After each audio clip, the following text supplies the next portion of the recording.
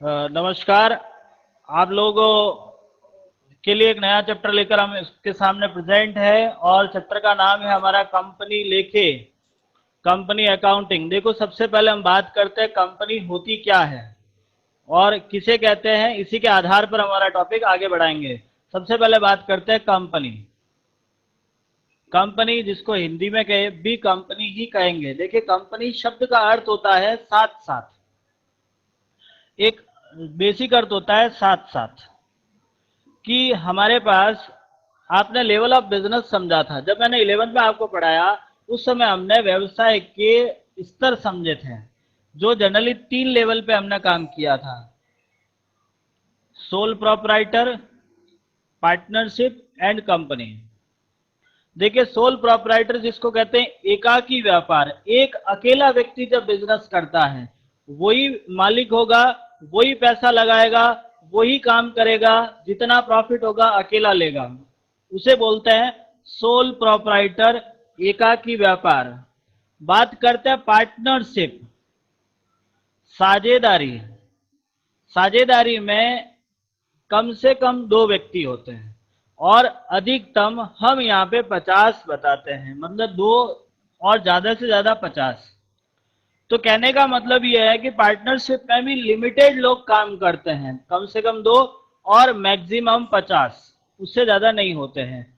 लेकिन बात आती है कंपनी की, तो कंपनी में एक अकेला व्यक्ति से लगाकर अनलिमिटेड लोग काम कर सकते हैं। तो मेरा कहने का मतलब ये होता है कि आपकी कंपनी के अंदर बहुत सारे लोग काम करते हैं, बड़े स्ट्रक्चर पर काम किया जाता है, बड़े लेवल पे काम किया जाता है, वो होती है कंपनी। अब एक कंपनी का अर्थ जानते हैं, उसकी परिभाषा समझते हैं कि कंपनी होती क्या है। तो कंपनी का अर्थ जब हम समझेंगे, थोड़ा सा सुनने की कोशिश करना, समझने की कोशिश करना। कंपनी का सबसे पहले हम अर्थ जानते हैं, कंपनी होती क्या है। तो हमने एक डेफिनेशन लिखा या एक अर्थ लिखा: कंपनी विधान द्वारा निर्मित कर्तव्य एवं अदृश्य व्यक्ति है। देखिए, कंपनी विधान द्वारा, हमारे पास एक शब्द आया विधान। विधान का मतलब हम यहाँ पे समझते हैं संविधान। देखिए, कोई भी देश अपने किसी न किसी कॉन्स्टिट्यूशन पर डिपेंड होता है। भारत का भी एक संविधान बना हुआ, भारत के भी एक नियम कायदे कानून है, और उन कानूनों के आधार पर आपको भी पता है, अलग अलग अधिनियम बने हुए हैं, और उन अधिनियमों के अनुसार कंपनी का निर्माण होता है। जैसे वर्तमान में कंपनी से संबंधित एक अधिनियम है, कंपनी अधिनियम 2013। जो वर्तमान कंपनी का अधिनियम चल रहा है वो कौन सा है? कंपनी अधिनियम 2013। सबसे पहला जो कंपनी अधिनियम बना था भारत में, स्वतंत्र भारत में, वो था कंपनी अधिनियम 1956, जिसमें अभी संशोधन किया 2013 में और नया कंपनी अधिनियम बना, कंपनी अधिनियम 2013। तो किसी भी अधिनियम के अनुसार कंपनी का रजिस्ट्रेशन कराना अनिवार्य है, बिना रजिस्ट्रेशन कंपनी नहीं मान्य होती है। तो हमारी डेफिनेशन का पहला पार्ट, जो पहला भाग, यही कहता है कंपनी विधान द्वारा निर्मित कृत्रिम एवं अदृश्य व्यक्ति है। विधान द्वारा मतलब किसी भी अधिनियम के अंतर्गत कंपनी का रजिस्ट्रेशन कंपलसरी है, चाहे वो 2013 हो, चाहे वो 1956 हो, क्योंकि आपका अधिनियम 1956 में बना हुआ था, उसी को आपने अमेंड करके, संशोधित करके 2013 में नया अधिनियम बनाया है। तो हमारा अधिनियम चाहे वो 1956 में हो या 2013 में हो, किसी भी अधिनियम में आपका कंपनी रजिस्टर्ड होनी कंपलसरी है। तो अपनी डेफिनेशन का पहला शब्द यहीं से स्टार्ट होता है, कंपनी विधान द्वारा, मतलब किसी भी अधिनियम में रजिस्ट्रेशन होना जरूरी है। निर्मित कृत्रिम एवं अदृश्य व्यक्ति है। बात आती है कृत्रिम, मतलब आपकी कंपनी आर्टिफिशियल होती है, नेचुरल कोई कंपनी नहीं है।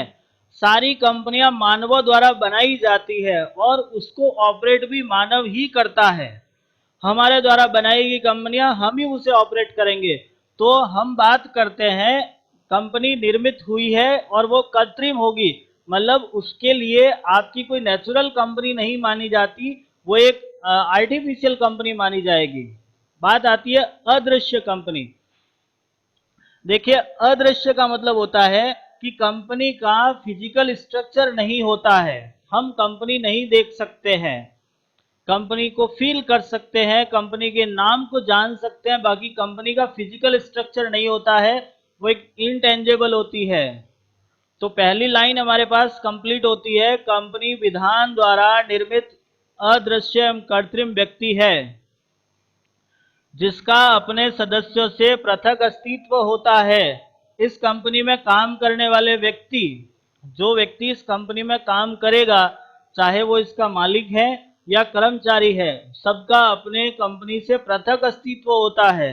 कंपनी का जो मालिक होता है उसको हम यहाँ पे सदस्य बोलते हैं, ओनर नहीं कहा जाता। जिस तरह से आपने पार्टनरशिप समझी थी, पार्टनरशिप में काम करने वाला व्यक्ति पार्टनर कहलाता है, तो कंपनी में काम करने वाला व्यक्ति उसका मेंबर कहलाएगा। कंपनी को चलाने वाला व्यक्ति उसका मेंबर कहलाता है, और मेंबर्स का कंपनी से सेपरेट एंटिटी होती है। कंपनी का अस्तित्व अलग है, व्यापार का अस्तित्व अलग है, व्यापारी का अस्तित्व अलग है। ये चीजें हम समझते हैं यहाँ पे। कंपनी अपना कार्य सारो मुद्रा से करती है। सारो मुद्रा का मतलब एक स्टाम्प सील लगती है, कंपनी अपने सारे काम के लिए स्टाम्प सील का उपयोग करती है। तो ये था आपकी कंपनी का अर्थ कि कंपनी विधान द्वारा निर्मित एक अदृश्य एवं कृत्रिम व्यक्ति है जिसका अपने सदस्यों से पृथक अस्तित्व होता है और ये अपना काम सारो मुद्रा से करती है। इसके बाद हम समझते हैं कंपनी का स्ट्रक्चर। देखिए, कंपनी के अर्थ के बाद अब हमारा टॉपिक लेते हैं हम कंपनी के प्रकार। हमारे पास 3 प्रकार की कंपनियां हमको यहाँ पे समझाई गई है। पहली है एकल स्वामित्व कंपनी, दूसरी है निजी कंपनी और तीसरी है आपकी सार्वजनिक कंपनी। एकल स्वामित्व कंपनी जिसको हम ओपीसी बोलते हैं, वन पर्सन कंपनी। देखिए, मैं इसका अर्थ बोल रहा हूं, आप ध्यान से सुनिएगा।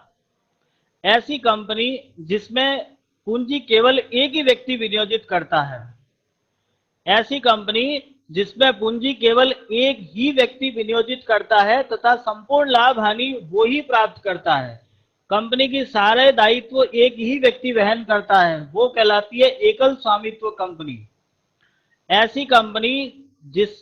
ऐसी कंपनी जिसमें संपूर्ण पूंजी एक व्यक्ति लगाता है तथा संपूर्ण लाभ हानि एक ही व्यक्ति प्राप्त करता है, उसे आप बोलते हैं एकल स्वामित्व company, OPC, one person company जिसको कहते हैं। दूसरा आता है निजी कंपनी। देखिए, निजी कंपनी से संबंधित आपने लास्ट ईयर कुछ विशेषताएं समझी थी, एक बार फिर समझते हैं। प्राइवेट कंपनी जिसको कहते हैं, प्राइवेट कंपनी का मतलब ऐसी कंपनी जिसमें कम से कम दो व्यक्ति और अधिकतम 200। आप छोटी छोटी चीजें ध्यान रखना, कम से कम 2 मतलब मिनिमम आपके 2 और मैक्सिमम होगा आपका 200। इस कंपनी की minimum paid up capital 1 lakh रुपए होती है, न्यूनतम प्रदत्त पूंजी 1 लाख रुपए होती है। इस कंपनी की न्यूनतम प्रदत्त पूंजी 1 लाख रुपए है। नेक्स्ट, ये कंपनी अपने नाम के साथ प्राइवेट लिमिटेड शब्द लगाती है, अपने नाम के साथ प्राइवेट लिमिटेड शब्द लगाती है। ये कंपनी अपने अंश हस्तांतरण पर रोक लगाती है और ये कंपनी अपने अंशों को जनता में निर्गमित नहीं करती है। 5 विशेषता आपको याद रखनी है। पहली, ऐसी कंपनी जिसमें न्यूनतम सदस्य संख्या 2, अधिकतम 200। ऐसी कंपनी जिसकी न्यूनतम प्रदत्त पूंजी 1 लाख रुपए है। नेक्स्ट पॉइंट, ऐसी कंपनी जो अपने नाम के साथ प्राइवेट लिमिटेड शब्द लगाती है।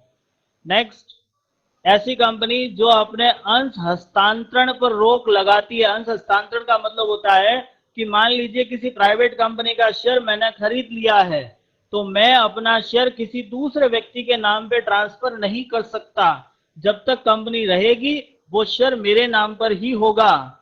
नेक्स्ट एंड लास्ट, ये कंपनी अपने अंशों को जनता में निर्गमित नहीं करती है। तो ये 5 विशेषताएं हैं। ठीक जस्ट इसका उल्टा आप सार्वजनिक कंपनी के अंदर देखिएगा। सार्वजनिक कंपनी में क्या होता है, इनका अपोजिट देखते हैं कि ऐसी कंपनी जिसमें कम से कम मिनिमम 7, कम से कम 7 व्यक्ति होते हैं, कम से कम 7 सदस्य होते हैं, और अधिकतम असीमित, ऐसी कंपनी जिसमें कम से कम 7 अधिकतम असीमित होते हैं। दूसरा पॉइंट, ये इस ऐसी कंपनी जिसकी न्यूनतम प्रदत्त पूंजी 5 लाख रुपए होती है, न्यूनतम प्रदत्त पूंजी 5 लाख।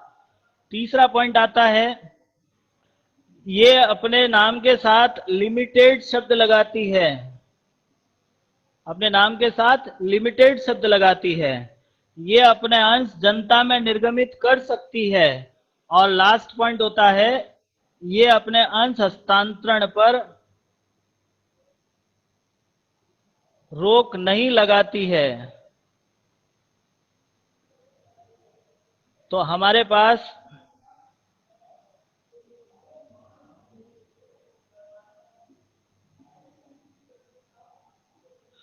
दोनों कंपनियों से रिलेटेड पॉइंट हो गए। एक बार फिर थोड़ा सा क्विकली रिवाइज कर लेते हैं। ओपीसी जिसमें एक ही व्यक्ति पूंजी लगाता है, सारा लाभ हानि वही प्राप्त करता है। निजी कंपनी जिसमें न्यूनतम सदस्य संख्या 2, अधिकतम 200, न्यूनतम प्रदत्त पूंजी 1 लाख, अपने नाम के साथ प्राइवेट लिमिटेड शब्द लगाती है, अपने अंश जनता में निर्गमित नहीं कर सकती है, अपने अंश हस्तांतरण पर रोक लगाती है। सार्वजनिक कंपनी में कम से कम 7, अधिकतम असीमित, अपनी न्यूनतम प्रदत्त पूंजी 5 लाख, ये अपने नाम के साथ लिमिटेड शब्द लगाती है, ये अपना अंश जनता में निर्गमित कर सकती है, एंड लास्ट, अपने अंश हस्तांतरण पर रोक नहीं लगाती है।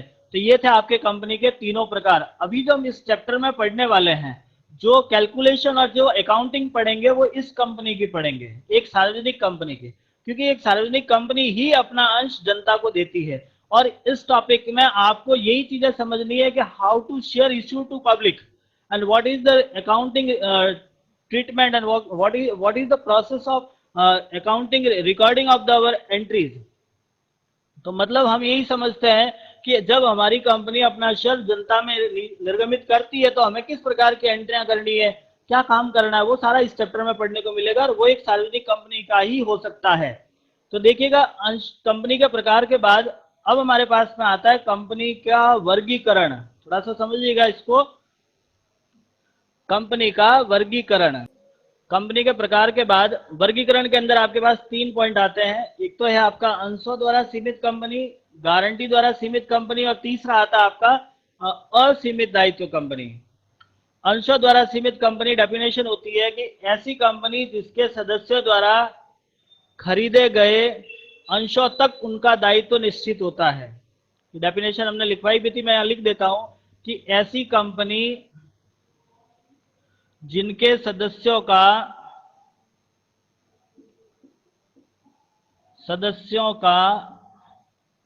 दायित्व उनके द्वारा खरीदे गए अंशों तक सीमित होता है, अंशों द्वारा सीमित कंपनी कहलाती है। एक सिंपल सी बात है, जिस व्यक्ति ने जितने अंश खरीदे हैं उसको उतना ही पैसा देना है, उसे कहते हैं सीमित दायित्व वाली कंपनी। ऐसी कंपनी जिसके सदस्यों का दायित्व उनके द्वारा खरीदे गए अंशों तक सीमित होता है। दूसरा आता है गारंटी द्वारा सीमित। ऐसी कंपनी जिसके सदस्यों द्वारा दी गई गारंटी तक, जिनके सदस्यों का दायित्व उनके द्वारा दी गई गारंटी तक सीमित होता है, ये आपका गारंटी द्वारा सीमित दायित्व कंपनी। ऐसी कंपनी जिसके सदस्यों का दायित्व उनके द्वारा दी गई गारंटी तक सीमित होता है। इस प्रकार की कंपनियां में अपने सदस्य कंपनी को गारंटी देते हैं कि कंपनी चालू रहे या बंद हो जाए, 1 साल के भीतर भी आपको हम इतनी गारंटी का पैसा देंगे। और लास्ट होता है ऐसी कंपनी जिनके सदस्यों का दायित्व असीमित होता है। असीमित मतलब कितना भी पैसा उनको लाया जा सकता है। तो ऐसी कंपनियां वर्तमान में भारत में नहीं है। फिलहाल तो यही दो प्रकार की कंपनियां चल रही है। तो उम्मीद करता हूं आपको ये दोनों समझ में आया होगा, सीमित दायित्व वाली कंपनी और असीमित दायित्व वाली कंपनी। तो आज हमने कंपनी का अर्थ समझा, प्रकार समझा और वर्गीकरण समझा। यहां तक आपको आज कंप्लीट करना है, ठीक है। ओके।